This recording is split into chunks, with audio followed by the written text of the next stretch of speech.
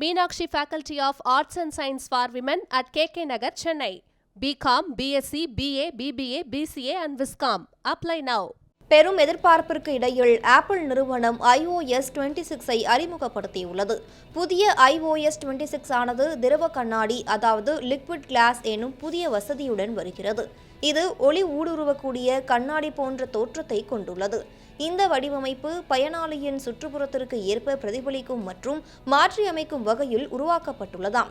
செயலிகள், விட்ஜெட்டுகள், நோட்டிபிகேஷன், முகப்பு ஸ்கிரீன் மற்றும் லாக் ஸ்கிரீன் என அனைத்தும் மினுமினுக்கும் மற்றும் மாறும் தன்மையுடன் இருக்குமாம். லாக் ஸ்கிரீனில் உள்ள நேரம், இமேஜ், வால்பேப்பர்களுக்கு ஏற்றவாறு திரவமாக மறு அளவிடப்பட்டு மாற்றியமைக்கப்படுமாம். அதாவது உங்கள் வால்பேப்பர் கண்ணாடி போல மாறுமாம். பார்க்க கண்ணாடி போலவே இருக்கும் எனவும் சொல்லப்படுகிறது. பயன்படுத்தவும் கண்ணாடி போலவே இருக்குமா. செயலிகள், ஐகான்கள் மற்றும் விட்ஜெட்டுகள் தெளிவான கண்ணாடி போல மாறும். பார்க்கும் எல்லாமே கண்ணாடி போல மினுமினுக்கும் திறன் கொண்டதாக இருக்குமா. ஆப்பிள் வெளியிட்டதிலேயே மிகப்பெரிய அப்டேட் இது என்று கூறப்படுகிறது. இந்த புதிய வடிவமைப்பு ஐபோன்கள், ஐபேட்கள், ஆப்பிள் வாட்ச், ஆப்பிள் டிவி மற்றும் விஷன் OS சிஸ்டம்ஸ் போன்ற அனைத்து ஆப்பிள் சாதனங்களிலும் கிடைக்கும். ஸ்கிரீன்ஷாட் எடுக்கும்போது திரையில் உள்ள பொருட்களை அடையாளம் காணும் வசதி உள்ளது. இதன் மூலம் பொருட்கள் வாங்குவதற்கான லிங்குகளை தருவது, கேலண்டரில் சேர்ப்பது அல்லது AI கேள்விகளை கேட்பது போன்ற செயல்களை செய்ய முடியுமாம். அழைப்புகள், ஃபேஸ் டைம் அல்லது குறுஞ்செய்திகளை உடனடியாக மொழிபெயர்க்கலாம்.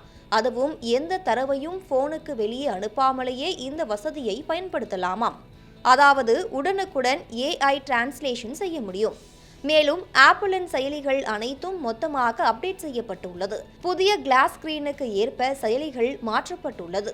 அதில் AI இணைக்கப்பட்டுள்ளது. இது மட்டுமில்லாமல் மேப்ஸ், சஃபாரி என்று எல்லா செயலிகளிலும் மாற்றம் செய்யப்பட்டுள்ளது.